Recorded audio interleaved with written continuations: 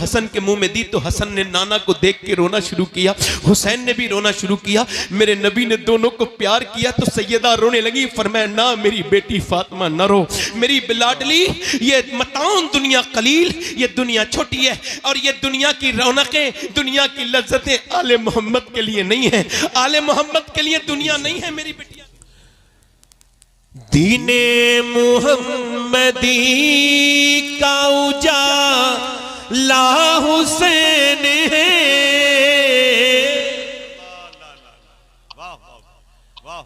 मेरे रसूल पाक का प्यारा हुसैन है, मेरे रसूल पाक का प्यारा हुसैन है। और जिसने कुचल के रख दिया तख्ते यजीद को, जिसने कुचल के रख दिया तख्ते यजीद को, शेरे खुदा के घर का वो बेटा हुसैन है। जोर से बोलो, शेरे खुदा के घर का वो हुसैन है, बोलो बेटा हुसैन। और ये एक शेर और सुन लीजिए, बहुत अच्छा सुन रहे हैं आप लोग, माइक भी बहुत अच्छा बजा रहे हो भाई, बहुत अच्छा बजा रहे। नहीं, लीडों में कमी नहीं, हम लोगों की आवाजों में कमी। आप जरा जोर से बोले सुभान अल्लाह। मेरे साथ पढ़े जरा, इस कलाम का रदीफ है हुसैन है, जरा पढ़े। मेरे रसूल पाक का प्यारा हुसैन, प्यारा हुसैन। और इस दौर के यजीद से सुन्नी को डर नहीं, इस दौर के यजीद से सुन्नी को डर नहीं, क्योंकि हमारे सीनों में जिंदा हुसैन, या हुसैन, या हुसैन, क्योंकि या हुसैन, क्योंकि हमारे सीनों में जिंदा। और यजीद को जो मानते हैं ना, उन्होंने भी कभी अपने बेटे का नाम यजीद नहीं रखा है ना। अब ये शेर समाप्त करें, उसके भी उस यजीद को अपना न कह सके। हाजी उस्मान साहब शेर समाप्त करें, उसके भी उस यजीद को अपना न कह सके। अरे दुनिया ये कह रही है हमारा हुसैन,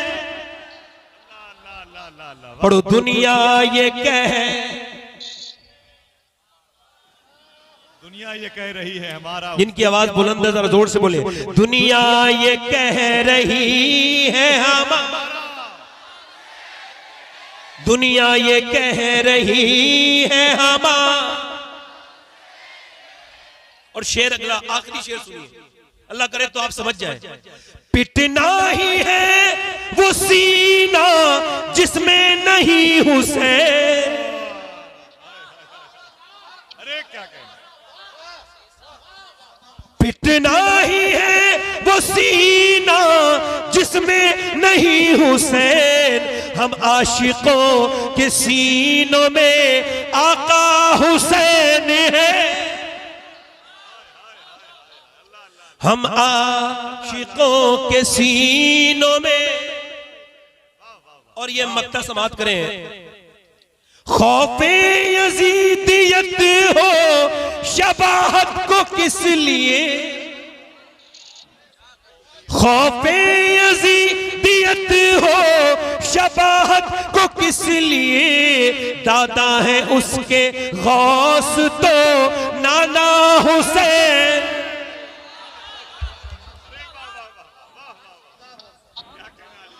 नारे तकबीर, यजीद हल्का सा बात बढ़ाए, नारे रिसालत, ट्रेबल बढ़ाए, ट्रेबल बढ़ाए, ट्रेबल। यजीद बनते हैं लोग आज भी कोशिश से, और हुसैन बनते नहीं, खुदा बनाता है। कोई अगर ये कहे कि एकदम हुसैन बन गया तो जल्दबाजी होगी। हुसैन एकदम वजूद में नहीं आता। इंग्लिश में मैं तकरीर शुरू कर रहा हूं अपनी। इंग्लिश में एक फिलॉसफी है, उसको कहते हैं कंपाउंडिंग इफेक्ट, यानी चीजों के हल्के हल्के होने के बाद उसका रिजल्ट आ जाना। जैसे आप क्या समझते हैं, कोई एकदम इंजीनियर बनेगा? नहीं, उसकी पूरी जिंदगी उसके पीछे लगी हुई होती है। कोई अगर ये समझे कि एकदम कोई मास्टर बन सकता है, नहीं बन सकता। एकदम इंजीनियर बन सकता है, नहीं बन सकता। कोई एकदम एमएलए बन जाएगा, ऐसा नहीं है, नहीं हो सकता। कोई एकदम एमपी बन जाए, ऐसा नहीं हो सकता। उसकी पूरी जिंदगी उसके पीछे लगी हुई है। आप इस बात को गौर करें।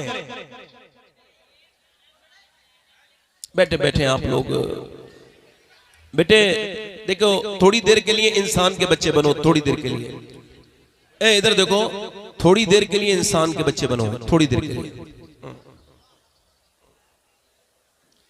थोड़ा समझ, सब सब्र करो, सब्र थोड़ा भाई। बैठ जाओ, थोड़ा सा सुन लो। इधर देखो, सुन लो। मैं बहुत जल्दी अपने घर वालों को भी नहीं मिलता हूं, सुन लो, मुझे सुना रहा हूं, सुन लो। आपकी खिदमत करने आया हूं, खादिम हूं आपका, तो थोड़ी झाड़ू लगाने दो अपने दिलों पर मुझे। एक तो मतलब ये, इसको और मैं हल्का समझा दूं आपको। एक दो गुटके खाने से अगर कैंसर होता तो कौन खाता? एक लंबी मेहनत करनी पड़ती है, 20-25 साल, फिर कहीं जाकर के इंसान के मुंह में कीड़े पड़ते हैं, उसको कैंसर होता है। डॉक्टर कहता है कि अब आपका खेल खत्म हो गया, अब आपका गुटखा जो है ना आपकी जान ले लेगा। वो कहता है मैं गुटखा छोड़ दूंगा। वो कहते हैं अब तो दुनिया छोड़ने का वक्त है, अब आप गुटखा क्या छोड़ेंगे? एक दो सिगरेट पीने से बंदे को जो है ना एकदम अटैक नहीं पड़ता, 20-25 साल चैन स्मोकर बनना पड़ता है। फिर कहीं जाकर के इंसान को जो है ना वो इंसान को जो है वो ये उसके दिल का दौरा पड़ता है, उसको अटैक आता है। ऐसे ही कोई भी चीज एकदम नहीं होती, एकदम किसी का पेट बाहर नहीं आता। लंबी चिकनी चीजें खानी पड़ती है, लगातार बहुत दिन में खाना पड़ता है। बहुत दिनों में जाकर के इंसान की हैयत बदलती है, उसका पेट बाहर को आता है, ना सेहत एकदम खराब होती है, ना तबीयत एकदम खराब होती है। कोई एकदम ये कहे कि कोई एकदम बरेली में ताजुशरिया बन गया, नहीं नहीं, एकदम कोई अख्तर रजा ताजुशरिया नहीं बना। पहले उसने 15 साल हुजूर मुफ्ती आजम हिंद की खिदमत में जो रहा है, उसने मुफ्ती आजम की दरवाजे पर जारोब कशी की है, उसने मुफ्ती आजम की नजर का फैज पाया है। पहले उसने मुफ्ती आजम की नजर से वो मुस्तफीद हुआ है, फिर कहीं जाकर के दुनिया ने उसको ताजुशरिया कहा है। खुद ताजुशरिया कहते हैं मुफ्ती आजम का जर्रा क्या बना अख्तर रजा, महफिले अंजुम में अख्तर दूसरा मिलता नहीं। यानी जब मुफ्ती आजम की नजर पड़ती है तो अख्तर रजा बनता है, और जब आला हज़रत की नजर पड़ती है तो बंदा मुफ्ती आजम बनता है। और सुनिए, जब नजर पड़ती है बाबा फरीदुद्दीन गंजे शकर की और एक लंबी तरबियत होती है, एक लंबा मुजाहिदा, तब कोई जाकर के अलाउद्दीन अलियम साबिर कलियरी बनता है। और एकदम एकदम कोई निजामुद्दीन महबूब इलाही नहीं बनता। पहले बाबा फरीद उसको संवारते हैं, उसको संवारते हैं, उसको बनाते हैं, उसको सिखाते हैं, तब कोई जाके निजामुद्दीन महबूब इलाही बनता है। एक नजर पड़ती है जब मोइनुद्दीन की, तब कोई कुतुबुद्दीन बनता है। और जब एक नजर पड़ती है उस्माने हारूनी की, तब कोई मोइनुद्दीन बनता है। और जब कोई नजर डालता है अबू सालेह, तो शेख अब्दुल कादिर बनता है। और सुनो, जब अली नजर डालता है और नबी अपनी गोद में उठाता है और फातिमा दूध पिलाती है, तब कहीं जाके हुसैन बनता है।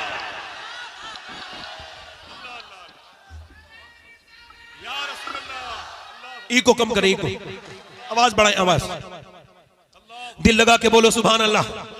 अब ये नाचने गाने वालों के घर पे बच्चे अच्छे पैदा नहीं होंगे। ये जो नाचते गाते हैं, ये जो औरतें, ये जो ड्रामे देख रही हैं, जिनके घरों में सिर्फ ये फिल्में हैं, ड्रामे हैं, गाने हैं, बाजे, सीरियल देखने वाली औरतों के यहाँ पे अच्छे बच्चे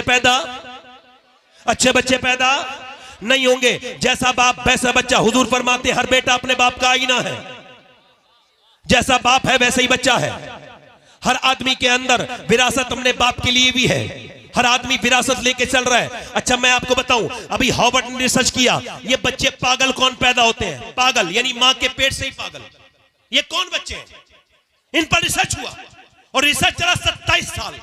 फिर उन्होंने बताया कि जब मां के पेट में बच्चा होता है 80% बच्चे ये मेंटली डिस्टर्ब इस वजह से पैदा होते हैं कि जब मां के पेट में थे तो इसके शौहर ने इसको मारा।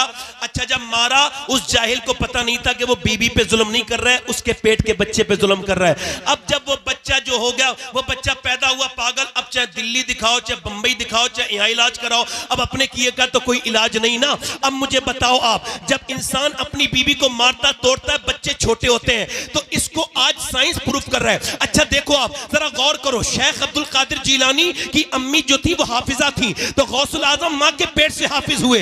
अब यहूदी ने क्या किया, यहूदी ये करते हैं कि जब औरत के बच्चा पैदा होने वाला होता है, यानी उसको जब उम्मीद होती है, तो वो उसको सिर्फ अगर वो डॉक्टर बनाना चाहते हैं तो डॉक्टरी की किताबें पढ़वाते हैं, उस औरत को डॉक्टरी का माहौल देते हैं। आप समझ रहे हैं मेरी बात को नहीं? उसको जैसा बच्चे को बनाना होता है, यानी जब औरत प्रेग्नेंट मूवमेंट में डॉक्टर के पास जाती है तो वो उससे कहता है कि अगर तुम ये चाहती हो उसके अंदर ज्यादा आयरन बच्चे के हो तो आप ऐसा करना कि ज्यादा बादाम खाना और ज्यादा सेब खाना, ज्यादा सेब और बादाम खाओगी तो इसके अंदर आयरन बढ़ेगा, बच्चा ताकतवर होगा। अगर विटामिन डी बढ़ाना चाहती हो तो ज्यादातर आप अमरूद खाना, अमरूद खाओगी विटामिन डी बढ़ेगा। अगर तुम ये चाहती हो कि विटामिन सी बढ़े तो संतरा खाना और नींबू खाना, तो तुम्हारे बच्चे के अंदर विटामिन सी बढ़ेगा। अब मुझे बताओ कि जब अल्लाह का बनाया हुआ सेब, संतरा, अनार, अमरूद अगर मां खाए तो बच्चे पे असर हो जाए, तो क्या अल्लाह का कुरान मां पढ़ेगी तो बच्चे पे असर नहीं होगा?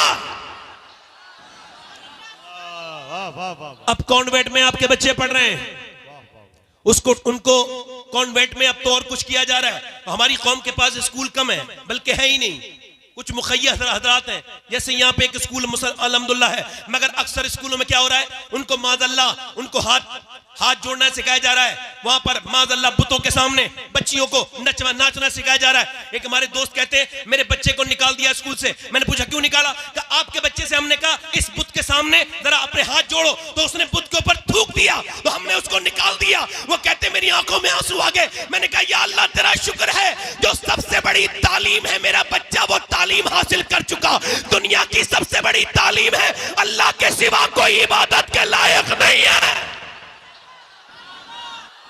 बोलो जरा, बोलो भाई, बोलो जरा जोर से बोलो, पीछे वाले बोलो जरा सुभान अल्लाह, दिल लगा के बोलो, मुस्कुरा के बोलो।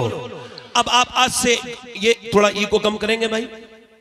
मेरा आवाज अच्छी नहीं है, आपका माइक बहुत अच्छा है, आवाज बढ़ाओ बस हल्का सा, हाँ हल्का सा ईगो बढ़ाओ, हल्का सा। हाँ हाँ बैठे जरा आराम से, आप लोग मुझे पैसे न दे, बैठे। अरे भाई रुक जाओ जरा यार, नहीं कोई बात नहीं, कोई बात नहीं, नेक बच्चा है, नेक लोग ही आते हैं ऐसी जगह। जोर से बोले सुभान अल्लाह।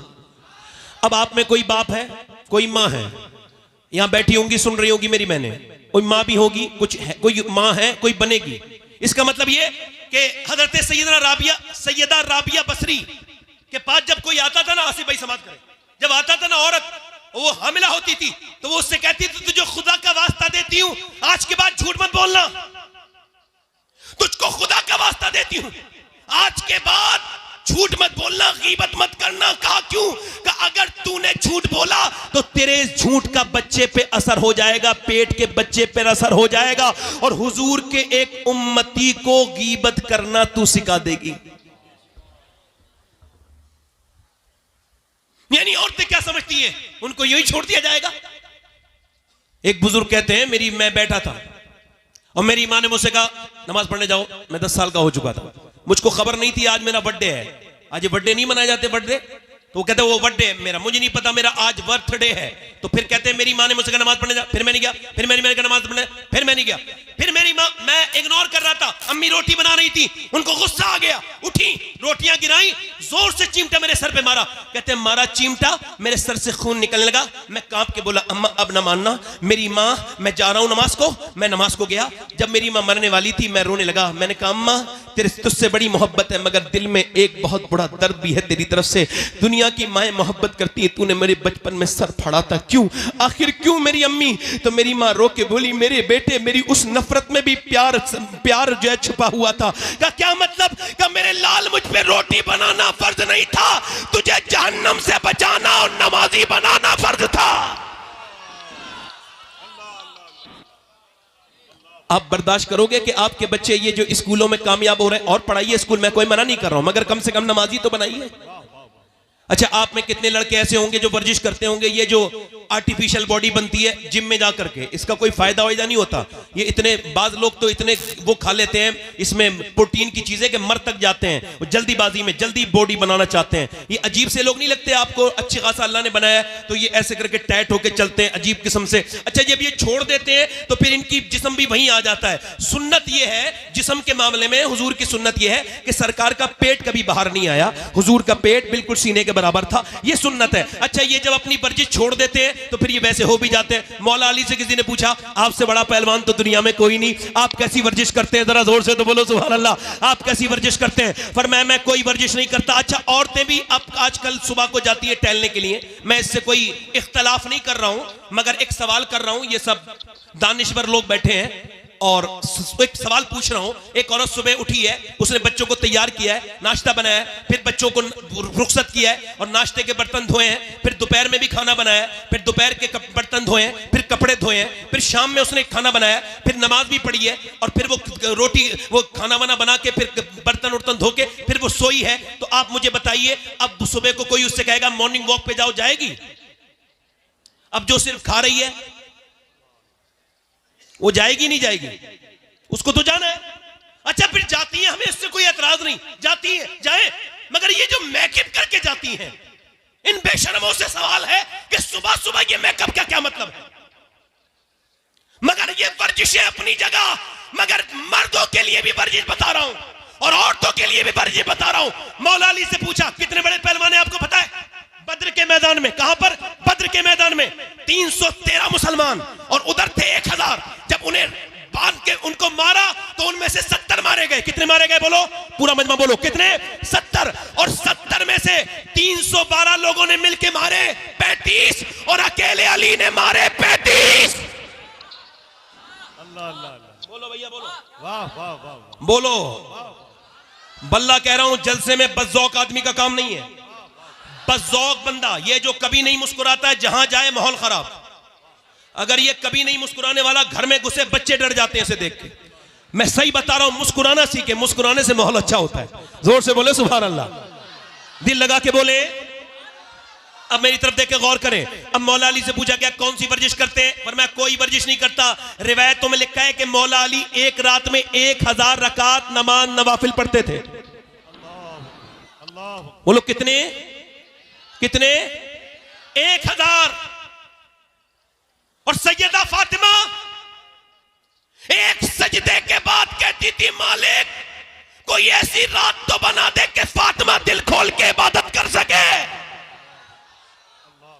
तवज्जो है कि नहीं? मौला अली कहते हैं, मेरी शादी हो गई। जोर से बोलो सुभान अल्लाह, जोर से बोलो। जितने लोग अपनी मर्जी से खड़े हैं, जिन पर जोर जबरदस्ती नहीं है, सवाब की नियत से खड़े हैं, वो जरा इमाम हुसैन की वालदा के नाम पे बोले सुभान अल्लाह। और जितने लोग मजबूरी में आए हैं, उस मजबूरी को खत्म करने के लिए, ईमान की पुख्तगी के लिए बोले या रसूल अल्लाह। आप महफिल में आए हैं तो महफिल के हो जाइए, छोड़ जाइए आप कौन हैं। यहां कोई मर्तबे नहीं है, हम सब बराबर। यहां कोई बड़ा नहीं है, कोई छोटा नहीं, हम सब बराबर है। और मैं आप सबका खादिम हूं, नौकर हूं, नौकरी कर रहा हूं। सुमाए जोर से बोले सुभान अल्लाह। मौला अली की शादी हो गई। हमारे यहां तो शादी होने में नहीं आती, लंबे खर्चे हो रहे हैं, सब कुछ हो रहा है, शादी होने में नहीं आती। मगर मौला अली कहते हैं, मुझसे अबू बकर सिद्दीक ने, बोलो सुभान अल्लाह, उमर फारूक ने, मैं जंगल में बकरी चरा रहा था, कहते मुझसे कहा, अली आप ऐसा करें, सैयदा को रिश्ता दें, हुजूर की बेटी को। मैंने कहा मेरा तो घर भी नहीं मेरे पास, तो मैं रिश्ता कैसे दूं? तो कहा, मेरा, हजरत अबू बकर बोले, मेरा दिल करता है अली तेरी शादी फातिमा के साथ होगी। कहते मौला अली मैं गया हुजूर की बारगाह में, ऐसे बैठ गया। अब आप भी जाए करें रिश्ता लेने तो ऐसे ही बैठा करें, ऐसे बैठ गया। मैंने अर्ज की, हुजूर ने इरशाद फरमाया, क्या हुआ अली, कैसे आए? कहा हुजूर आपको देखने का दिल करता था तो आ गया हूं। फरमाया अच्छा, तो अच्छा ये बात तो ठीक है, मगर जो तेरे दिल में है ना अली, वो भी बता दे, क्या बात लेके आया है? तो कहते हैं मौला अली मैं रोने लगा। मैंने कहा हुजूर आपने मुझे मेरे बाप से लेके पाला था, अली आपका गुलाम है, आपका नौकर है, आपने बाप की जगह पाला, आपने तालीम दी, एक मेहरबानी और कर दीजिए, अपनी बेटी का रिश्ता मुझे दे दीजिए। कहते हुजूर खामोश हो गए। मैं डरने लगा कहीं हुजूर मना ना कर दे, मगर सरकार फिर मुस्कुराए और कहा अली तुझे मुबारक हो, मैं जिब्राइल का इंतजार कर रहा था, अल्लाह ने अभी जिब्राइल को भेजा है और फरमाया है कि फातिमा की शादी अली के साथ कर दी जाए, यही अल्लाह की मर्जी है,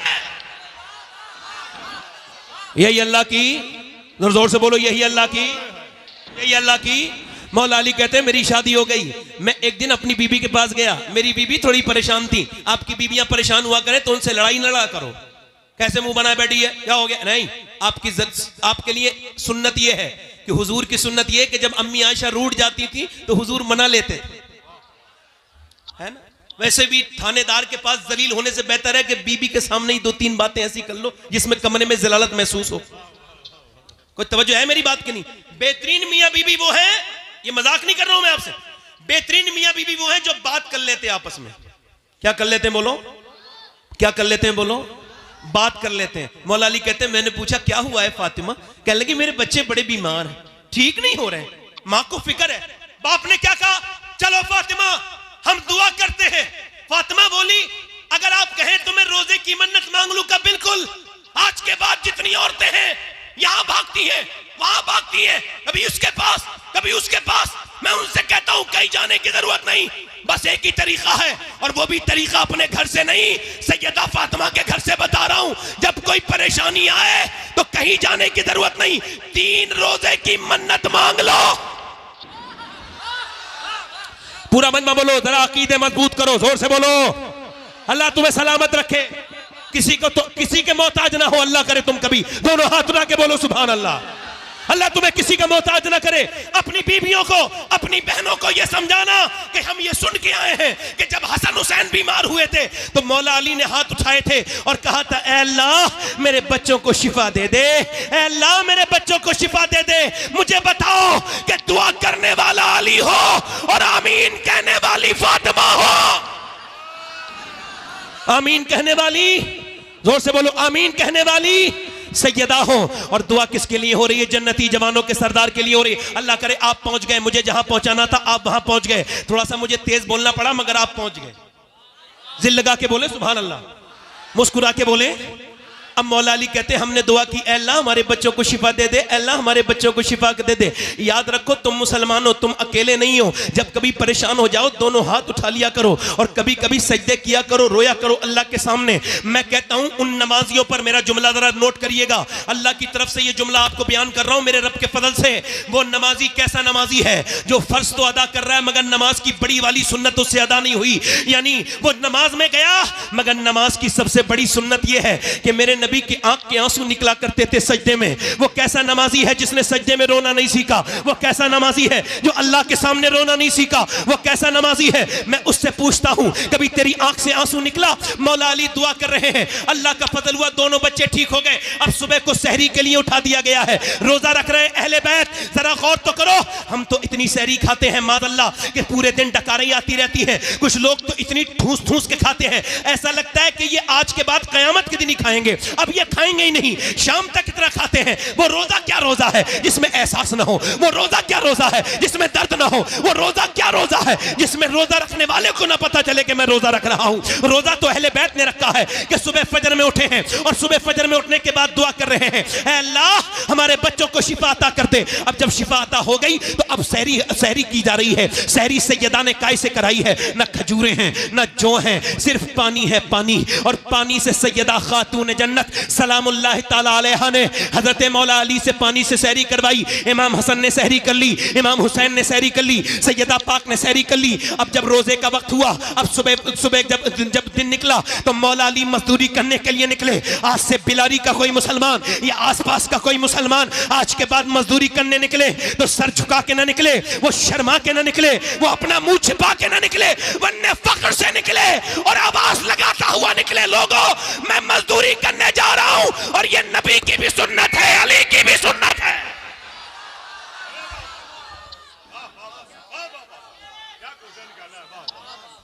अल्लाह अकबर, अल्लाह अकबर, अल्लाह अकबर। ये अली की भी सुन्नत है। बोलो जल्दी बोलो, मैं जो करबला ले जाना है आपको, करबला ले जाना है। करबला के बाद फिर इंशाल्लाह आप इन्हें सुनेंगे। जोर से बोलो सुभान अल्लाह।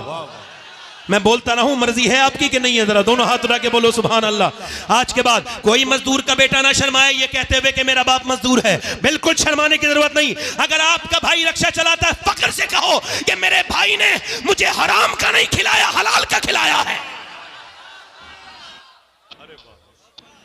जरा दिल लगा के बोलो सुभान अल्लाह। सैयदा पाक ने सही मौला अली मजदूरी करने के लिए पूरे दिन मजदूरी करके शाम को आए हैं और आकर के सैयदा पाक को दे दिया है खाना। वो दे दिया जो। अब जो नबी की बेटी ने, मेरी बहनें सुन लें, मेरी बेटियां सुन लें, नबी की बेटी ने चक्की चलाना शुरू कर दी। चक्की चलाते चलाते चलाते चलाते, तवज्जो करना, मेरी तरफ तवज्जो करना। अशरफ अली थानवी ने लिखा है, ये देवबंदियों के मौलाना है, उन्होंने कहा है, वो कहते, उसने भी लिखा है मतलब इस बात को, हालांकि हमारे उलमा ने भी लिखा है कि मौला अली एक पांव रखते थे काय पे घोड़े के रकाब पर, और घोड़े पे बैठने से पहले मौला अली का एक कुरान पूरा हो जाता था। समझ में आई? जो समझ में आए वो करामत नहीं होती, जो समझ में ना आए वही होती है। तवज्जो है कि नहीं? तवज्जो है मेरी बात तरफ? नहीं दिल लग रहा है? जरा किन लोगों का दिल लग रहा है? यार फेसबुक पे दिल लगता है, हुजूर की बातों में दिल नहीं लग रहा। इंस्टाग्राम 3-3 घंटे चल जाता है और उंगली ऐसे चलती रहती है। बिल्कुल ये क्या है? ये बेवकूफी है। ये डोपामाइन अटैक कर रहा है आपके ऊपर। ये आपके अंदर जो ये क्या समझ रहे हैं, बीमारी है ये भी। इसका इलाज होगा कुछ दिनों के बाद।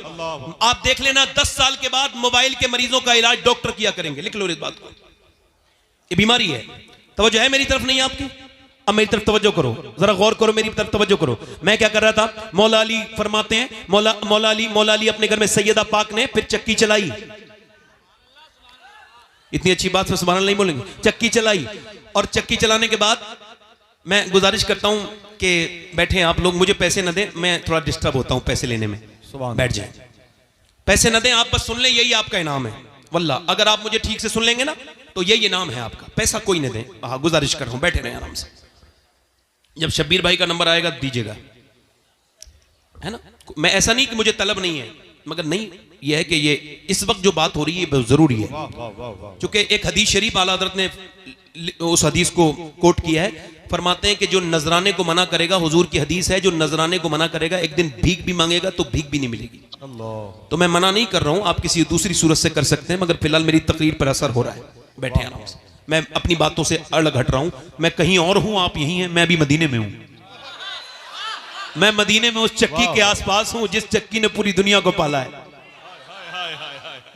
ये चक्की सैयदा की चल रही है, जमाना जितना लंगर खा रहा है। सैयदा ने चक्की चलाई। चक्की चलाने के बाद इंतजार हो रहा है। हसन हुसैन दोनों रोजे से हैं, सैयदा पाक रोजे से हैं, मौला अली रोजे से हैं। अजान की आवाज आ जाए कि अजान दे दें, अजान बिलाल अजान पढ़ दें। कि कैसा दौर है ये? ऐसा दौर है, एक मस्जिद है मगर सारी चीजें लाजवाब हैं। यहाँ के नमाजी लाजवाब नमाजी, अबू बकर, उमर, उस्मान, अली, हुजैफा, तलहा, अब्दुल रहमान। जोर से बोलो बिलाल। और मुअज्जिन बिलाल, और इमाम नबियों का इमाम। ना इमाम की तरह दूसरा इमाम कोई आया, ना मुक्तदियों की तरह मुक्तदी आए, और ना मुअज्जिन की तरह फिर ऐसा मुअज्जिन पैदा हुआ। ये कायनात का सबसे बड़ा मुसल्ला है। माशाअल्लाह। तवज्जो है कि नहीं? मौला अली ने इंतजार कर रहे हैं अजान की आवाज आ जाए। अब जरा ध्यान से सुनिएगा, ये खाना तैयार है, अजान की आवाज आ जाए, मगर अजान की आवाज आने से पहले एक मिस्कीन की आवाज आती है। आवाज में थोड़ा दर्द था। आवाज ये था कि नबी की बेटी, मैं मिस्कीन हूं, मेरे घर बच्चे, मैंने खाना नहीं खाया, मेरे बच्चों ने, वो भूखे हैं मेरे बच्चे, और मैं बड़ी उम्मीद से आया हूं, क्या आप मुझको कुछ दे सकती हैं? एक दिन की भूखी प्यासी नबी की बेटी ने सबसे पहले अपना हाथ बढ़ाया और सैयदा ने कहा, लो हसन मेरे बदले का, मेरे हिस्से का खाना दे के आओ। तो हजरत मौला अली बोले, मेरे हिस्से का भी दे के आओ हसन। तो हसनैन दोनों भाई बोले, हम ही क्यों खाएंगे, फिर हम ही तो दे के आएंगे अपने बदले का। दोनों बच्चे भी दे करके आ गए। और ये फिर अब दूसरी रात गुजर गई है अहले बैत पर, और फिर ये दूसरी रात के बाद ये तीसरे दिन की सुबह हुई है। दूसरे दिन की सुबह में इन्होंने पानी से सहरी कर ली है। फिर मौला अली जो है वो मजदूरी करने के लिए गए हैं। एक तो अरब का हाई टेम्परेचर, उसमें मौला अली 2 दिन के रोजे से, उसके बाद अल्लाह अकबर दोपहर तक जो है वो इफ्तार कर दोपहर तक मेहनत करके मजदूरी करके शाम को लेके आए हैं। फिर नबी की 2 दिन की भूखी प्यासी बेटी ने फिर चक्की चलाई है और चक्की चलाते चलाते नबी पाक सल्लल्लाहु ताला अलैहि वसल्लम की बेटी ने चक्की चलाने के बाद फिर रोटी बनाई है और रोटी बनाने के बाद फिर इंतजार हो रहा है कि अजान की आवाज आ जाए। आज ये दूसरा रोजा है, अजान की आवाज आ जाए, मगर अजान की आवाज आने से पहले एक आवाज आती है और बड़ी पुरदर्द आवाज है। आवाज ये है, मैं एक यतीम हूं और मेरा बाप मर चुका है, 3 दिन हो गए मेरे घर में कुछ बना नहीं, क्या अहले बैत मुझको कुछ दे सकते हैं? क्या सैयदा के घर से कुछ मिल सकता है? अल्लाह अकबर, क्या खातून जन्नत मुझे कुछ दे सकती हैं? नबी पाक की बेटी ने कहा, लो उस यतीम को दे के आओ। 3-4 लोगों ने दे दिया। फिर ये तीसरी दिन रात भी गुजर गई, अब तीसरा दिन भी रोजा, और वो भी किसी खाने से नहीं बल्कि फिर वो भी पानी से। ओ बेरोजार और ना रोजा रखने वालों, बगैर रोजे के रहने वालों, क्या जवाब दोगे कल क़यामत के दिन कि तुम्हारे घर में नेमतें भरी हुई थी और अहले बैत के घर में नफली रोजा है और तीसरा दिन भी पानी से इफ्तार रोजी वो सहरी की गई है। पानी से सहरी करने के बाद मौला अली गए हैं, अपने बच्चों को देख करके बाप गया है मजदूरी करने और मजदूरी करने बाग में। अच्छा मेरी तरफ देखें, ये एक हदीस अलग से जम कर रहा हूं। ये हदीस मैंने मदीने शरीफ में बैठ के पढ़ी थी और 21वें रमजान को पढ़ रहा था तो मेरे सामने हुजूर का गुंबद था। यानी जब मैं हदीस पढ़ रहा था तो वो मदीने वाला भी गुंबद मेरे सामने था। उस हदीस का असर मेरे दिल पर जो हुआ है उसको आज तक मैं कभी खत्म नहीं कर पाऊंगा। वो अजीब सा असर था कि मौला अली कहते हैं मैं 15 दिन के बाद अपने घर आया। कितने दिन के बाद बोलो? 15 दिन के बाद। और कहते हैं जब मेरी बीबी ने दरवाजा खोला तो मुस्कुरा के सलाम कर दिया, ये से वाले मियां तावीज दे देंगे तो मेरा घर अच्छा हो जाएगा। इन औरतों को कोई समझाए, ये से वाले मियां तावीज दे देंगे तो मेरा शौहर मुट्ठी में आ जाएगा। और काम मुट्ठी से बाहर फेंकने के कर रही हैं। आदमी जब आता है तो मुंह बना के बैठ जाती हैं। ये दुनिया की मनहूस औरतों की पहचान है कि दूसरों के सामने मुस्कुराएंगी, अपने मर्दों के सामने नहीं मुस्कुराएंगी। ये जलील किस्म की औरत की पहचान है कि दूसरे औरत को तो मुंह बना के दिखाएंगी,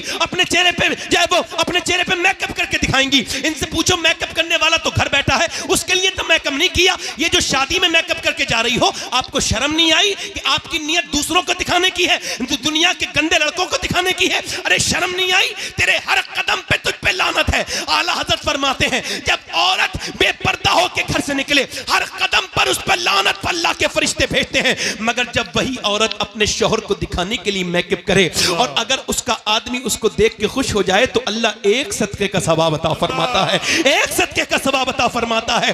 कोई जरूरत नहीं वो तावीज देने वालों के पास जाने की, कोई जरूरत नहीं। एक ही तरीका है जब शौहर को अगर मनाना है, और ये सुन्नत फातिमा है कि जब तेरा शौहर घर में आए तो मुस्कुरा के सलाम कर दे, इंशाअल्लाह बरकतें घर में रहे। वाह वाह वाह वाह वाह, बरकतें बरकतें बरकतें। नहीं नहीं नहीं, पानी नहीं, पानी नहीं, जोर से बोले सुभान अल्लाह। पानी आपकी मोहब्बत, मुस्कुरा के बोले वाह वाह, मुस्कुरा के बोले। मौला अली कहते हैं मेरी बीवी ने मुस्कुरा के मुझे सलाम कर दिया। क्या बेहतरीन तरीका है। देखे तो वसीम बरेलवी ने कहा था थके हारे परिंदे जब बसेरे को लौटे तो सलीकेमंद शाखों का लचक जाना जरूरी है। जब शौहर आए तो औरत को अच्छा माहौल देना चाहिए, घर बना रहेगा। किसी की पंचायत की जरूरत नहीं, वरना सारी दुनिया से पंचायत कराओ, कोई फायदा नहीं है। मगर सुनिए, सैयदा फातिमा ने मुस्कुरा के हजरत अली बोले मुझे भूख लगी है, पानी पेश किया। ये तरीका है, कुछ ना हो तो पानी दे दो। तो उन्होंने पानी पे कब भूख लगी है, कहते मौलाना 3 बार आवाज दी ना, आवाज नहीं आई। 4थी बार मैंने कहा सैयदा, अंदर से रोने की आवाज आई।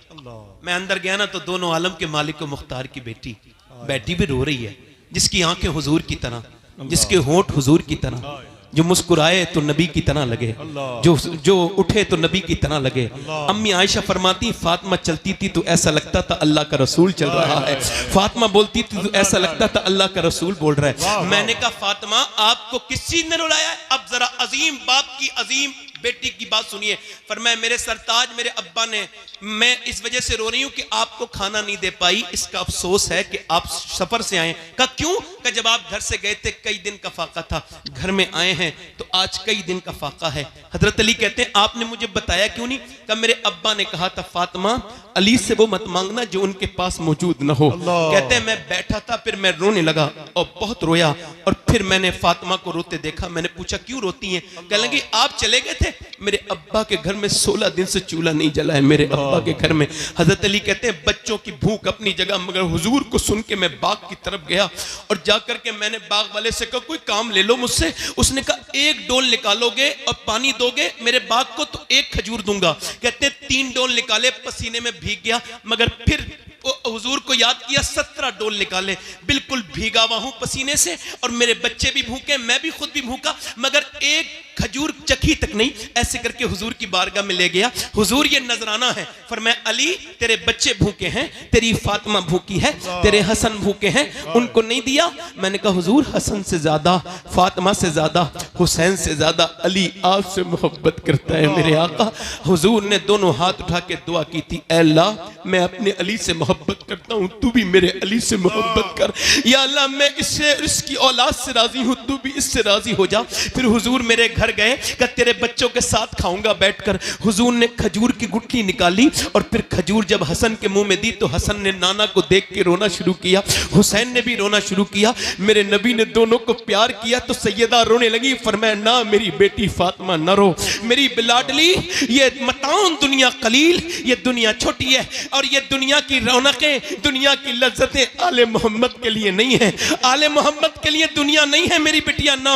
हजरत अली कहते हैं मैं तीसरे दिन अपने घर आया और मेरी बीबी ने फिर 3 दिन की रोजे की बीबी ने रोजेदार रोजे के साथ मेरी बीबी ने चक्की चलाई, और चक्की चलाने के बाद मेरी बीबी ने 3 दिन का रोजा रखने के बाद फिर चक्की चलाई कि नीचे को जो है वो खाना रख दिया। अब अजान की आवाज आ जाए, मगर अजान की आवाज नहीं आई, एक कैदी की आवाज आई, वो भी गैर मुस्लिम की, एक असीर की आवाज आई। उसने कहा मैं एक गैर मुस्लिम हूं, मुझे मदीने में किसी ने खाना नहीं दिया और सबने मुझे डांट दिया, भगा दिया, मैं कैदी हूं, क्या नबी की बेटी मुझको कुछ दे सकती है? मैंने सुना है जिसे कहीं से कुछ नहीं मिलता वो फातिमा के घर से कभी खाली नहीं जाता है, क्या आप कुछ दे देंगी? सैयदा ने खाना उठाया, हसन ने उठाया, दे दिया। जब अजान हुई मस्जिद में गए ना तो दोनों बच्चे कांपते थे भूख की वजह से, चेहरा बिल्कुल पीला था। मेरे नबी ने दोनों बच्चों को प्यार किया और कहा अली तेरी सखावत अल्लाह ने पसंद कर ली है। ऐ लोगों जरा सोचो तो हमने किस पैगंबर को भुला दिया है, किस रसूल को भुला दिया है, आज हम बिल्कुल भूल चुके हैं। जरा गौर तो करो, मेरे नबी ने फरमाया अली तेरी सखावत अल्लाह को पसंद आई, तेरी ज़ियाफत अल्लाह को पसंद आई। अल्लाह ने जिब्राइल को भेजा और फिर फरमाया वयुतइमून अत्वामा अला हुब्बिही मिस्कीनन व यतीमन व असीरा, यानी खुद ना खाते हैं भूखों को खिला देते हैं। कैसे साबिर है मोहम्मद के घराने वाले। मगर मैंने अर्ज की थी, ए सैयदा, ए तैयबा, ए ताहिरा, ए सैयदा फातिमा, ये बताएं आखिर आपने 3 दिन का रोजे क्यों रखे, 4 दिन का क्यों नहीं रखा, या 2 दिन का क्यों नहीं रखा? आवाज आई मेरा पैगाम यजीद के लिए था मदीने से, ओ यजीद तू मेरे बेटे हुसैन को डरा नहीं पाएगा, ना 3 दिन की भूख से, ना 3 दिन की प्यास से, चूंकि फातिमा ने ट्रेनिंग मदीने में करा के भेजा है।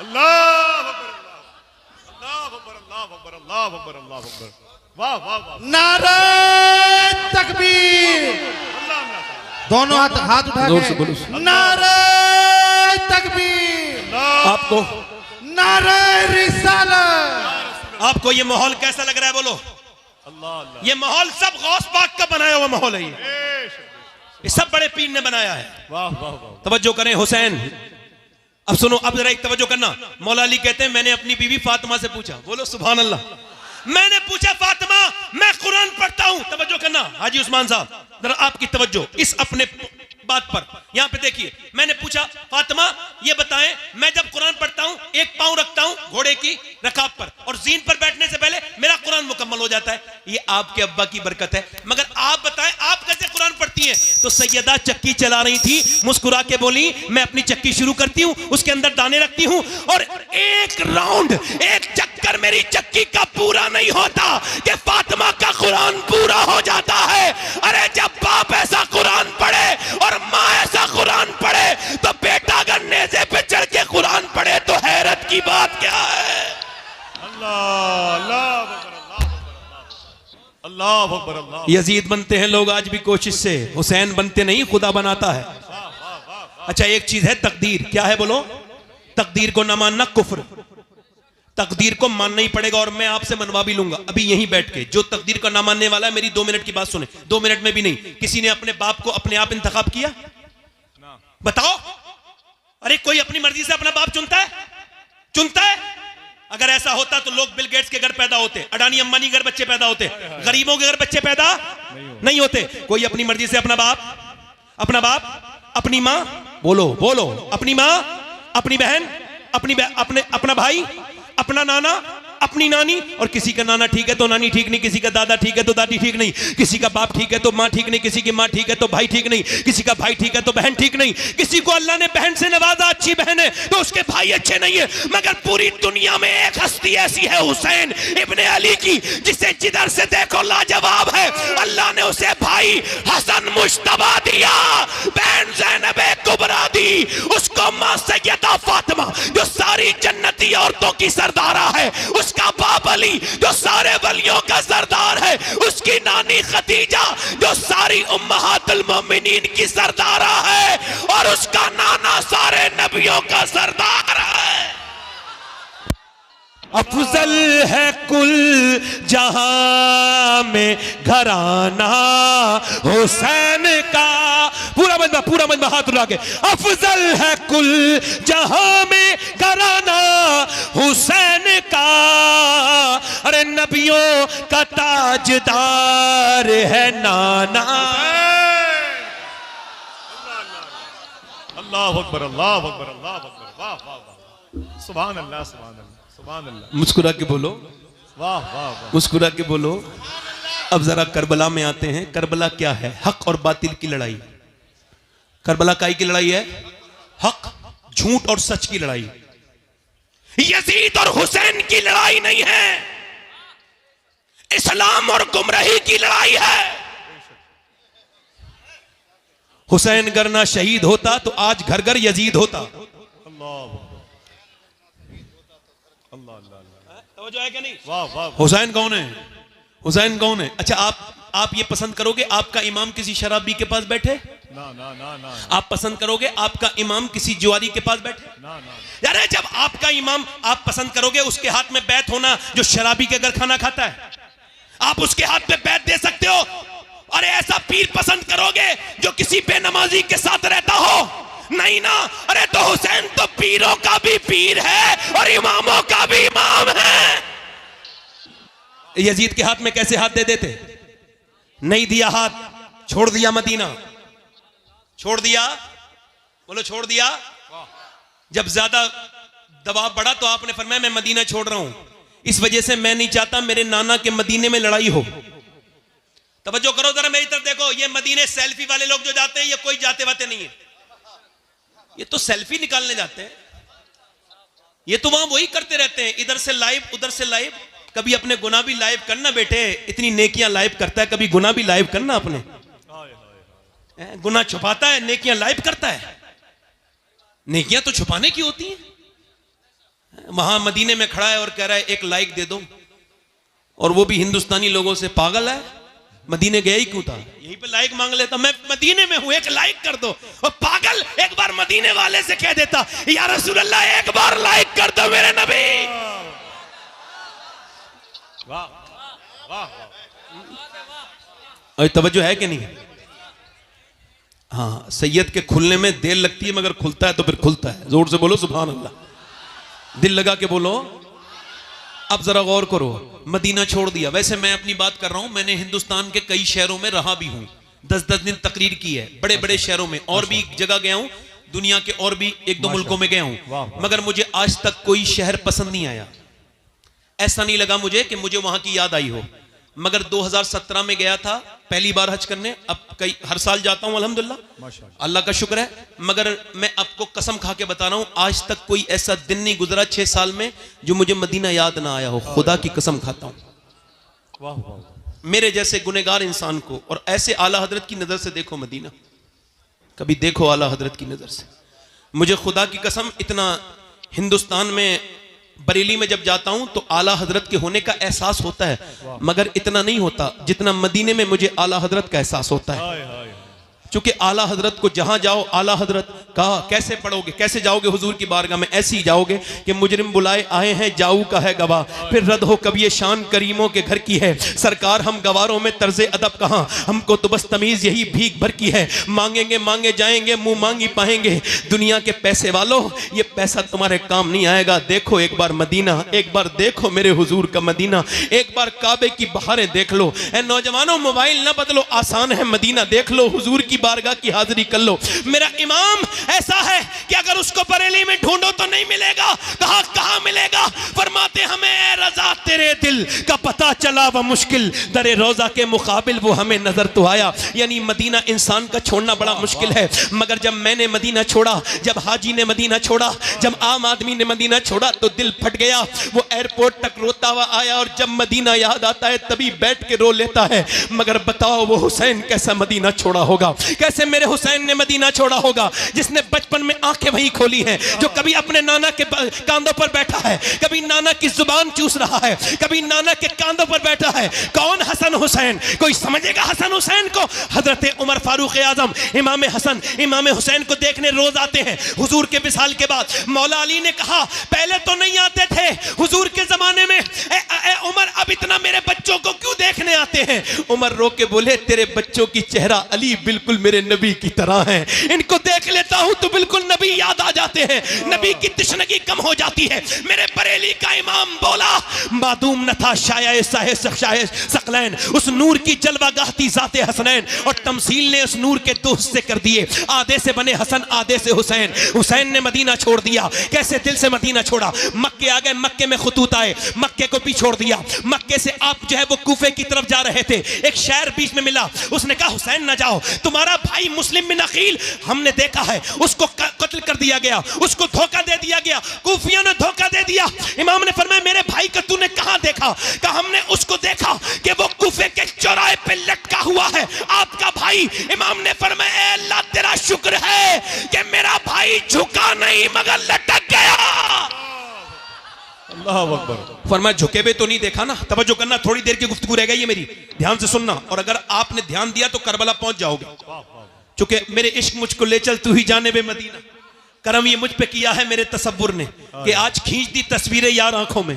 ये करबला इमाम गए, मोहनदास करमचंद गांधी हिंदुस्तान के राष्ट्रपिता, और उनका फोटो उस पे आता है काय पे, नोट पर। उनसे किसी ने पूछा ये आपका ये सूती कपड़ा है, ये आपकी धोती है, ये आपके कपड़े हैं, और ये आपके पास चरखा है, क्या इससे ब्रिटिश एम्पायर से लड़ेंगे? आपका दिमाग ठीक है? दिमाग तो ठीक है, इतनी बड़ी ताकत से लड़ेंगे? कब मेरी हिम्मत नहीं होती थी। गांधी बोले कब फिर, मगर बोले जब मैंने करबला को पढ़ा और जब 72 शोहदा को पढ़ा तो मेरी हिम्मत हो गई। मैंने देख लिया कि 72 को मिटाने के लिए 22,000 आर्मी आई थी, मगर करबला के मैदान गवाही दे रहा है कि 22,000 का नामो निशान मिट गया, मगर 72 के खेमे आज भी करबला के मैदान में लगे हुए हैं। 72 के खेमे अब भी करबला के मैदान में, बोलो बोलो, करबला के मैदान में, करबला के मैदान में लगे हुए हैं। इमाम मेरा करबला गया है, इमाम कहता है मैं यजीद की बैत नहीं करूंगा, और फिर तकरीर करते हैं मुझे पहचानते नहीं, मैं हुसैन इब्ने अली हूं, मुझे पहचानो, मैं नाना के कांधे पर बैठा था। जब कांधे पर बैठा था तो हजरत उमर ने कहा था कितना अच्छी सवारी है हुसैन तेरी, तो मेरे नाना ने कहा था उमर तूने सवारी तो देख ली मगर सवार भी तो देख कितना अच्छा है। मैं वही हुसैन हूं, आज मैं यहां पे खड़ा हूं। इमाम आ गए, तवज्जो करना थोड़ी देर, नौजवानों आपकी बहुत खास तवज्जो चाहता हूं, अल्लाह करे तो ये मजमा और ये महफिल मैं जहां चाहता हूं वहां पहुंच जाए। हुसैन इब्ने अली हैं। अब आपने फरमाया जंग मैं नहीं करता, मुझे जाने दो, अब मैं किसी और मुल्क में चला जाऊंगा। रिवायतों में लिखा है, पूछा कहां, तो आपने फरमाया मैं हिंदुस्तान चला जाऊंगा। अल्लाह। मगर उनको क्या करना था? बेअत लेनी थी। बेअत का मतलब है बिक जाना। क्या मतलब? बेअत का मतलब बिक जाना। तो या तो किसी की नेकी को देख के बिक जाओ, वरना इमाम हुसैन कहते हैं दुनिया में कोई खजाना ऐसा नहीं बना जो हुजूर की औलाद को खरीद सके। अल्लाह। आपने फरमाया मेरे जैसा यजीद की बेअत। उन्होंने कहा ठीक है, जंग शुरू। जंग। अब जब तलवारों की आवाज आ रही थी, एक औरत गुजर के जा रही थी। मेरी बहनें सुन ले, मेरी बेटियां, ये जो आज अपने बच्चों को कभी नमाज के लिए नहीं कहती, कभी नमाज के लिए नहीं कहती। सुने, औरत जा रही थी अपने बेटे की शादी की तैयारी करने। अब जब जा रही थी ना औरत, और जब वो औरत जा रही थी तो आवाज आई, तो उस औरत ने कहा देख क्या मेरे बेटे कैसी आवाजें आ रही, तलवार किसकी जंग हो रही है, देख तलवारें टकरानी आपस में। वो बच्चा आके रोने लगा, अम्मा मेरा दिल बड़ा दुखा है। क्या हुआ? कि मैंने वहां करबला में एक इतना खूबसूरत इंसान देखा, मेरी आंखों ने इतना अच्छा नहीं इंसान नहीं, न उसकी आंखों की तरह आंखें थी, न उसके लहजे की तरह। कहा अच्छा। मैंने पूछा कौन है? कहा ये हुसैन इब्ने अली है, इन पर बड़ा जुल्म हो रहा है। तो कहता है मेरी माँ, मेरा दिल फट गया। माँ रो के बोली मेरे लाल, फातिमा का घर लुट रहा हो और मैं अपने बेटे का घर बसाऊं, मेरा दिल गवारा नहीं करता। मैंने आज तक तुझसे कभी तुझसे मैंने अपने दूध का बदला नहीं मांगा, आज मांगती हूं, ऐसा कर तू मेरे बेटे हुसैन पे कुर्बान हो जा। बेटा बोला अम्मी अगर तू ना भी कहती मैं फिर भी हुसैन पे कुर्बान होने का इरादा रखता था। जवान बेटा गया, मैं माँ पहुंची, इमाम ने फरमाया तेरे बुढ़ापे का सहारा ले जा। कहने लगी मुझे बुढ़ापे का नहीं, कयामत का सहारा चाहिए हुसैन, मुझे कयामत का सहारा चाहिए, बुढ़ापा तो मेरा गुजर जाएगा। इमाम ने फरमाया ठीक है। अब जब उसका बेटा चला तो इमाम की तरफ उसकी माँ आंखों से आंसू ला के बोली हुसैन मेरे बेटे को जब नवाजो तो उसकी माँ को भी नवाजना कयामत के दिन। मेरे इमाम ने फरमाया ठीक है। जब बेटा गया जवान तो बूढ़ी ने ऐसे करके अपनी झोली फैलाई, ऐ अल्लाह मेरे बेटे की शहादत कबूल कर ले, मेरे लाल की ऐ अल्लाह कबूल कर ले। उधर जब इसकी दुआ पूरी नहीं हुई है, ये गर्दन कटी उसकी और आकर के गिर गई झोली में। मां ने उसके बाल पकड़े और उठा करके सर को फेंका यजीदियों में और कहा जो चीज हम अल्लाह की राह में दे देते हैं वापस नहीं वापस नहीं। अब इमाम के हजरत अली, मैं मुख्तसर कर रहा हूं, शॉर्ट में करबला बयान कर रहा हूं, आखिर में हजरत कासिम गए। कासिम कौन है? इमाम हसन के बेटे। जब वो गए तो एक हाथ में तलवार है और कुर्ता है, सिर्फ कोई जंगी सामान नहीं है, कोई खुद नहीं पहने हुआ है, कोई प्रोटेक्शन का सामान नहीं है, ऐसे ही जा रहे हैं। मगर शेर का पोता था, जाके बोले है कोई जो मेरा मुकाबला करे? अरे 22,000 से जो भूखा प्यासा मुकाबला तलब करे, अली का ही तो पोता हो सकता है। अर्जक नाम के पहलवान ने कहा, शिमर ने कहा अर्जक जा, अर्जक जरा जा, अर्जक जा लड़। अर्जक बोला तेरा दिमाग ठीक है शिमर, मैं 500 लोगों से लड़ता हूं, इससे अकेले लड़ लूंगा? दुनिया मेरी क्या कहेगी, तू तो करेंगे लोग, बच्चे से लड़ाऊं, मेरा बेटा जाके इसकी गर्दन काट लाएगा। उसने कहा ठीक है ट्राई कर ले। उसका बेटा आया ना जवान, आने में टाइम लगा, मरने में टाइम नहीं लगा। वाह वाह वाह। फिर दूसरा भेजा, मर गया, तीसरा भेजा, मर गया, चौथा भेजा, कट गया, 5वीं बार खुद आया, बोले मुझे मेरा नाम तूने सुना है कि नहीं सुना है? कासिम, मैं हूं अर्जक, 500 लोगों से लड़ता हूं।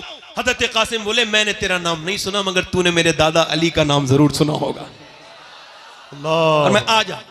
और वो जब आया आपने फरमाया तेरा दिमाग खराब, तेरे होश खराब हो गए, तेरा बच्चे का मर गया, तू तेरे घोड़े की जीन तक खुली हुई है। उसने नीचे गर्दन की ना ऐसी तलवार मारी, गर्दन ओ दूर जाके गिरी। आवाज आई अली का वो घर है जिस घर का हर एक बच्चा जहां पैदा हुआ शेरे खुदा मालूम होता है। अल्लाह। इमाम कासिम, अच्छा अब 22,000 लोग जब तीर चलाएंगे एक आदमी पर तो क्या होगा? शहीद हो गए। अब जब शहीद हुए ना तो और लाशों को इमाम उठा के लाए थे, तवज्जो करना मेरे इमाम पर, जब उठा के लाए थे और लाशों को तो गोद में उठा के लाए थे, मगर इनके लिए आपने नीचे को कपड़ा रखा और फिर टुकड़े उठा के सर पांव अपने भतीजे के गठरी बांधी और फिर लेकर के आए। और फिर इमाम ने ना अपने छोटे बेटे की, बड़े बेटे के पास गए, वो भी शहीद जब होने गए हजरत अली अकबर, तो देखा आंखों में आंसू थे। इमाम ने फरमाया मेरे अली अकबर, किसी शहीद की आंखों में आंसू नहीं देखे, मेरे बेटे तेरी आंखों में आंसू क्यों हैं? तो बेटा रो के बोला अब्बा मेरे बाद आप अकेले रह जाओगे। 18 साल का। इमाम ने कहा नहीं नहीं, तेरी दादी तुझे जन्नत में देखना चाहती हैं, इंतजार कर रही हैं, तेरे नाना जा तेरा इंतजार कर रहे हैं। इमाम अपने बेटे को उठाया, जो जवां बेटे की मैयत पे न रोया वो हुसैन। इमाम फिर वापस आए, 6 महीने के बच्चे की कब्र बनाई है बस अली असगर की, और करबला में कोई कब्र नहीं बनाई आपने अपने हाथ से, एक ही कब्र बनाई। क्यों? क्योंकि बाद में घोड़े दौड़े थे, और अगर 6 महीने के बच्चे पे घोड़े दौड़ जाते ना तो अल्लाह उस कौम को बर्बाद कर देता, उलमा कहते हैं बर्बाद कर देता। इमाम ने अब मेरी आखिरी तकरीर का हिस्सा है, बड़े ध्यान से आपसे बड़ी अल्लाह रसूल का वास्ता देके कहता हूं, बड़े ध्यान से सुनिएगा। मेरे इमाम ने अपने नाना का जुब्बा पहन के और अमामा बांधा नाना का, और हाथ में जब साफा हाथ में तलवार ली तो पीछे से 21-22 साल के बच्चे ने हाथ रख दिया, पीछे मुड़ के देखा हजरत ज़ैनुल आबिदीन थे। अब्बा मुझे छोड़ के जाओगे? तारीख क्या कहेगी कि जवान बेटा रहा और बाप को छोड़ के चला गया, बाप को जाने दिया। इमाम ने कहा नहीं नहीं मेरे बेटे, मेरा इम्तिहान खत्म हो रहा है, तेरा शुरू हो रहा है। तुझे तो मेरे अमानतें देता हूं, तू मेरा खलीफा है, मेरी अमानतों का अमीन, मेरी विरासतों का तू अमीन है, मैं तुझको देता हूं। मेरे ज़ैनुल आबिदीन, मेरी नस्ल तुझसे चलेगी, जा मेरे बेटे, तेरा सब्र यहीं से शुरू होता है। इमाम ज़ैनुल आबिदीन को समझाया, फिर अपनी औरतों के पास गए और फरमाया, ओ ज़ैनब, ओ उम्मे रबाब, ओ फातिमा, ओ शहरबानो, मैं जा रहा हूं, बस तुम सब्र करना, चीखना मत, चिल्लाना मत, रोना मत। अल्लाहु अकबर। सैयदा ज़ैनब ने कहा किसके सहारे छोड़ के जा रहे हैं? कहने लगे जिसके सहारे इब्राहीम ने हाजरा को छोड़ा था, उसी के सहारे छोड़ के जा रहा हूं, बस उसी के छाड़े छोड़ के जा रहा हूं। इमाम चल दिए बरेली से। हुजूर आला हजरत के भाई अल्लामा हसन कहते हैं, अल्लाहु अकबर, हूरे करती हैं उरूसाने शहादत का सिंगार, खूबरू दूल्हा बना है हर जवाने अहले बैत, और फातिमा के लाडले का आखिरी दीदार है। हश्र का हंगामा बरपा है मियाने अहले बैत, इमाम को आखिरी बार उनके घर की औरत देख रही हैं, अपना सौदा बेचकर बाजार सूना कर गए। कौन सी बस्ती बसाई ताजराने अहले बैत। इमाम जब करबला में गए, तलवार आपने चलाई, आपकी तलवार से तो कोई मुकाबला नहीं कर सकता था, तीर मारे, पहला तीर जब सीने पे लगा, ओ नौजवानों इस तीर को तुम भी दिल पे लेके सुनो। इमाम ने घोड़ा वापस किया, खेमे में जाके बोले बहन रोई थी क्या ज़ैनब? कहा हाँ मेरे भाई, तुम मेरे भाई हो, मेरे माँ जाए हो, मेरे साथी हो, मेरे भाई, मैं बचपन से तुम्हारे साथ खेली, मगर अब जब तीर लगाए तो ज़ैनब को अफसोस तकलीफ हो गई, मैं बहन हूं। आखिर इमाम ने फरमाया ना मेरी बहन रो मत, जब मुअर्रिख तारीख लिखेगा तो खाली हुसैन इब्ने अली की तारीख नहीं लिखी जाएगी, बल्कि ज़ैनब बिन्ते अली की भी तारीख लिखी जाएगी। दुनिया कहेगी कि ज़ैनब भी कोई थी। ऐ मेरी बहन, दुनिया में बहनें बहुत आई हैं, मगर तेरी तरह बहन कोई नहीं आएगी। तूने अपना घर दिया, अपने बच्चे दिए, तूने जितनी कुर्बानियां मेरे लिए दी, मेरी बहन आज हुसैन तुझे सलाम करता है, मगर बस थोड़ा सब्र कर ले। अभी सिर्फ एक मेरे तीर लगाए, और सुनना हदीस का बयान कर रहे हैं इमाम, अभी मेरे तीर लगाए, अभी तो मेरी लाश पर घोड़े दौड़ेंगे। देख मेरी बहन, औरत की आवाज औरत है, बाहर मत निकलना, बाहर मत निकलना। काश कि हमने शादियों में अपनी बहनों को दुपट्टा देके कहा होता, बहन सर पे दुपट्टा ओढ़ ले। इमाम ने तो सीने में तीर खा के इतनी लाशें उठा के भी बहन से कहा था, बहन आवाज बाहर नहीं जानी चाहिए, मेरी लाश पर जब घोड़े दौड़े तो बाहर को निकल के मत आना, ये तुम्हें जेब नहीं देता कि तुम बेपर्दा हो जाओ। हाय हाय, इतनी तेजी के साथ लड़कियां गैर मुस्लिमों के घरों में जा रही हैं, क्या हमको शर्म नहीं आती इस बात पर? क्यों? चूंकि हमारे दिलों से इस्लाम निकल गया, कुरान निकल गया, नबी का फरमान निकल गया। हम अपनी बहनों से नहीं कहते हम तो खुद बदकार हैं, बिगड़े हुए हैं, हमें अपनी बहनों से क्या मतलब। ओ मेरे भाइयों, ओ मेरी बहनों, मेरा इमाम कह रहा है मेरी बहन अभी मेरी लाश पर घोड़े दौड़ेंगे। मेरा इमाम गया है फिर मैदान में, मगर तलवार वाली जंग उन्होंने खत्म कर दी। 10,000 तीर जब एक साथ एक आदमी की तरफ आए तो बताओ कहां कहां तीर लगे होंगे? कोई ऐसी जगह नहीं थी, सीने में तीर लगा, इमाम के निकाल दिया। निकाल ही रहे थे कि आकर के माथे पे लगा है, और जब माथे पे लगा उसको निकाल रहे हैं तो फिर नेज़े लगे, और इतने जख्म के कोई जिस्म का हिस्सा ऐसा नहीं है जो इमाम हुसैन के जिस्म पे जहां जख्म नहीं आया है। पूरे जिस्म पे तीर ही तीर लगे हुए। इमाम अब शहादत के करीब हैं, आपकी हाथ की जो पकड़ है वो कमजोर होती चली जा रही है, और आप घोड़े से नीचे तशरीफ ला रहे हैं। और जब नीचे तशरीफ लाए हैं तो मुअर्रिख ने लिखा है कि इमाम लबों को हिला के कुछ कह रहे थे। किसको याद कर रहे थे? अपनी सकीना बेटी को, वो जो 6 साल की रही है? नहीं नहीं नहीं। अपनी बहन ज़ैनब को? नहीं नहीं नहीं। अपने बेटे अली अकबर को? नहीं नहीं। अपने ज़ैनुल आबिदीन को? नहीं नहीं। अपने नाना को? नहीं नहीं। अपनी अम्मी फातिमा को? नहीं नहीं। का फिर किसको याद करते थे? का हुसैन जब घोड़े से नीचे आते थे जख्मों से चूर चूर, तो इमाम कहते थे घोड़े से गिरते गिरते, अल्लाह मेरे नाना की गुनहगार उम्मत को बख्श दे, अल्लाह मेरे नाना की गुनहगार उम्मत को बख्श दे। इतने जख्मों के बाद हुसैन ने क्या कहा है? अल्लाह मेरे नाना की उम्मत को बख्श दे। आज ये उम्मत कहाँ खड़ी है? ये उम्मत बर्बादी की तरफ जा रही है। ये नौजवान लड़के, इनकी तन्हाइयां बर्बाद हैं। ये नौजवान क्या कहेंगे? मेरा इमाम फिर नीचे आया है, और आने के बाद नमाज पढ़ चुके थे, सजदा करने गया है, शमशीर बकफ कातिल हो खड़ा, और कोई रहे सजदे में पड़ा।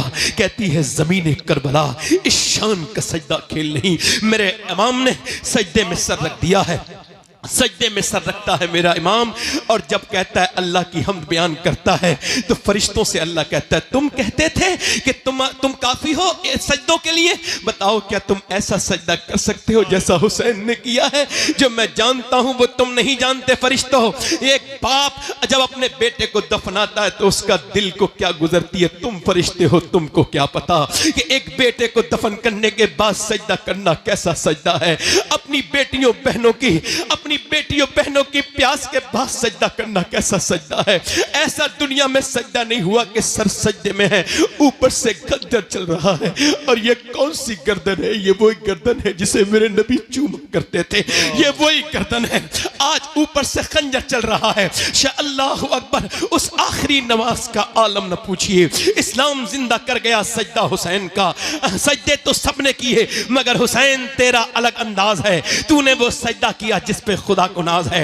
इमाम की गर्दन काट दी गई है, अब घोड़े दौड़ रहे हैं इमाम के ऊपर। मगर मैं उन औरतों को भी आओ सलाम कर दूं, अहले बैत की उन औरतों को सलाम कर दूं जिनकी तरबियत सैयदा फातिमा ने की है। आओ सलाम करें उनको कि इधर घोड़े दौड़ रहे हैं लाशों पर, उधर सूरज डूब रहा है, पानी तो है नहीं उन औरतों के पास। उनके पास क्या है? करबला की ज़ैनब के पास सिर्फ मिट्टी है। मिट्टी से तयम्मुम करके ज़ैनब सजदे में चली गई, मिट्टी से तयम्मुम करके सकीना सजदे में है। मैं कहता हूं ऐसी भी कोई औरत नमाज पढ़ सकती है। उधर बेटों की हड्डियों पे जब घोड़े दौड़ते हैं तो चटाक चटाक की आवाजें आती हैं, उधर सजदे में औरतें नमाजें पढ़ रही हैं। ये कौन है? ये नबी के घर की औरतें हैं, ये नबी के घर की औरतें हैं जिन्होंने नमाज नहीं छोड़ी। ऐ लोगों, मौत करीब करीब है। ये तुम्हारी दुनिया, तुमको जाओ पोस्टमार्टम हाउस पे मुरादाबाद जाओ संभल के पोस्टमार्टम हाउस पे जाओ जाकर के देखो कितनी लाशें पड़ी हैं। मेरी और आपकी तरह उन्हें चीरने वाला नहीं है। वो चीरने वाले कहते हैं हमारे पास टाइम नहीं, कल चीरेंगे। और कल वो चीरते हैं शराब पी करके। अब तो ग्लेंडर चल गया है, पहले तो फाड़ते थे, अब ग्लेंडर से चीरते हैं, पूरा जिस्म फाड़ देते हैं। कौन सी दुनिया में लगे हुए हो? फाड़ देते हैं। हुजूर फरमाते जब मुर्दे का हाथ पकड़ता है ना गस्साल, तो मुर्दा कहता है आराम से उठा, तेरे उठाने से बड़ी तकलीफ होती है। जब हाथ उठाने से तकलीफ होती है तो बोलो। जब वो चीरते हैं और फिर सीते भी कैसे हैं, ऐसे करके बड़ी प्लास्टिक की रस्सी से चीरते हैं पूरा ऐसे करके, तो उस वक्त कितनी तकलीफ होती होगी। मैं तो दिन रात सफर में रहता हूं, बार बार दुआ करता हूं, ऐ अल्लाह पोस्टमार्टम वाली मौत से बचा लेना मेरे मालिक। पोस्टमार्टम वाली मौत से कैसी कब्रें तुम्हारे बाप दादे की कब्रें तुमसे कह रही हैं, उनका मरना तुम्हारे लिए काफी नहीं था। कब तक नौजवानों मोबाइलों पे अपनी जिंदगी बर्बाद कहते रहोगे? कब तक तुम गेम खेलने के लिए पैदा हुए थे? नहीं, तुम गेम खेलने के लिए नहीं, तुम तो मेरे नबी की आंखों की ठंडक हो, तुम तो मेरे हुजूर का प्यार हो। खुदा की कसम, तुम मेरे सरकार का प्यार हो, मेरे नबी का प्यार हो। तुमको पता नहीं नादानो कि तुम अपने घर में सोते रहते हो, मगर मेरे नबी आज भी अपने मजार में तुम्हारे लिए दुआ कर रहे हैं, आज भी दुआ कर रहे हैं। क्या बताओ किससे दिल लगा लिया? आओ आकर के कहें रब हमको माफ कर दे, हम बड़े गुनहगार हैं, हमको माफ कर दे मौला, हम बड़े खतेकार हैं। आओ इस महफिल में आज कहें। एक आखिरी बात बयान करता हूं और बात को इन सारे बुजुर्गों उलमा के सामने खत्म करता हूं, बात को इनकी बरकतों से बात खत्म करता हूं। बात यह है, किफल नाम का लड़का था। हुजूर फरमाते हर रात नई लड़की बुलाता था, यानी एक नाइट एक लड़की, यानी वो नई लड़की बुलाता था। ढूंढवा के इतने पैसे थे उसके पास, एक रात में एक लड़की की इज्जत खराब करता था। हुजूर फरमाते एक लड़की आई ना तो वो रोने लगी। इसने कहा पैसे नहीं दिए जो मेरी रात खराब कर रही है, मूड खराब कर रही। कहा पैसे तो मिले। कहा रोती क्यों है? कहा मैं इस वजह से रो रही हूं, मेरा बाप ना मरा होता मैं कभी ना आती। कहा क्यों? कहा मेरा बाप मर गया, मेरे बहन भाई भूखे हैं और मैं अल्लाह से डर रही हूं, मेरे मालिक मुझे माफ कर देना, मेरे बहन भाई भूखे ना होते तो कभी ना आती। कहा तू अल्लाह से डर रही है? कहा हाँ मैं अपने अल्लाह से डर रही हूं, मेरा रब मुझे देख रहा है, जब मैं सजदे करती हूं तब भी देखता है, मैं तेरे घर पे इज्जत खराब कराने आई हूं तब भी अल्लाह देख रहा है। वो रो के बोली अल्लाह मुझे माफ कर देना, मैं भूख की वजह से ऐसा कर रही हूं। हुजूर फरमाते उस रोने वाली के दिल वजह से उसका दिल धुल गया। आंसू किसी के होते हैं और दिल किसी का धुल जाता है। वो रो के बोली मालिक, जब वो रोई ना तो अल्लाह ने किफल का दिल धो दिया। वो बोला मालिक जा, मैंने तुझे अपनी बहन बनाया, ले पैसे ले। उसने सारे पैसे दे दिए, नहीं 10 लाख रुपए उसको दे दिया। वो तो चली गई। ये सजदे में गिर के बोला मालिक एक बार आई थी, हाथ भी नहीं लगाया, इतना रोई थी, मैं तो पूरी जिंदगी का पापी हूं, कितनी रातें खराब कर दी मैंने मेरे रब। मैं जानता हूं कि मैं बेकार हूं, मगर तुझे तो पता है ना कि मैं गलत रास्ते पर हूं। ठीक है, कोई बात नहीं, मैं नादान हूं मगर तू करीम है, मुझे माफ कर दे। अगर मेरे जैसा गुनहगार कोई नहीं तो तेरे जैसा करीम कोई नहीं। ऐ मेरे रब, मेरी सांसें मौत की तरफ मुझे लेके जा रही हैं। ऐ बेपनाह ताकतों वाले, अगर मेरे जैसा गुनहगार कोई नहीं तो तेरे जैसा करीम भी कोई नहीं। ऐ रब, मैं गुनहगार पड़ा हूं, ऐसा रोया, हुजूर फरमाते अटैक हो गया, दिल का दौरा पड़ गया। कोई बंदा तेरे दर पे जो आंसू रोल देता है, मेरे मौला दरे तौबा तू उस पर खोल देता है। मर गया, सुबह को कोई जनाजा उठाने वाला नहीं आया। इसका जनाजा उठाएंगे, बदकार का, खराब इंसान का, पापी का, कोई नहीं आया। अल्लाह ने फरिश्तों को भेजा। दोपहर के वक्त में इसके दरवाजे पे बड़े बड़े जली लफ्जों में लिख के गए फरिश्ते, इन्नल्लाह कद गफर लिल किफले, ये जो किफल है ना, इसे अल्लाह ने बख्श दिया है, इसको बख्श दिया है। पूछा ऐ अल्लाह क्यों बख्श दिया? का वो रो दिया था। अल्लाह फरमाता है मेरे महबूब, मेरे बंदों से कह दे कि जब ये रोता है ना तन्हाई में और इसका जब एक आंसू ढलक के गाल तक आता है, मैं सारे गुनाह उसी वक्त माफ कर देता हूं, सारे गुनाह माफ कर देता हूं। आओ इस महफिल में तौबा कर लें। अतः बताओ जरा, अपने हाथ उठा के बताओ, दोनों हाथ उठा के हाथ बताओ, उठाओ, कौन कौन इमाम हुसैन के नाम पे गर्दन कड़ा देगा?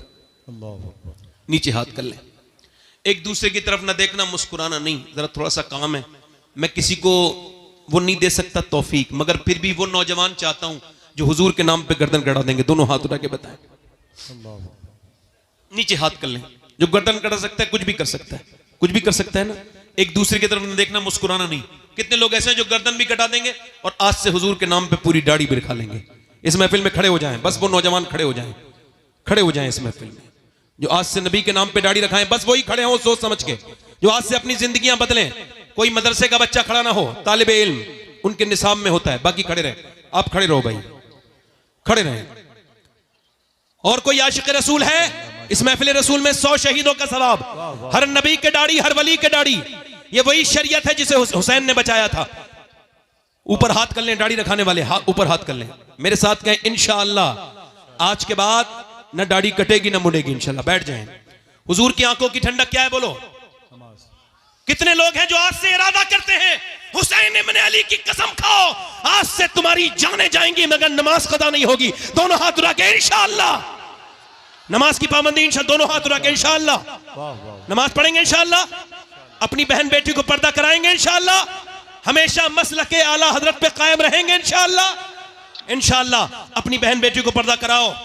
और हजरात मोहतरम, आज से अपनी जिंदगियों में तब्दीली लाओ, कुछ सीखो, कुछ बदलो और माना कि इस चमन को गुलजार न कर सके हम, कुछ खार कम तो कर गए, गुजरे जिधर से हम, और जुल्म और शिकवे जुल्मते शब से तो कहीं बेहतर था, अपने हिस्से की कोई शम्मा जलाते जाते, राब्ते तोड़ गया वो सारे आते जाते, वरना इतने तो मरासिम थे कि आते जाते।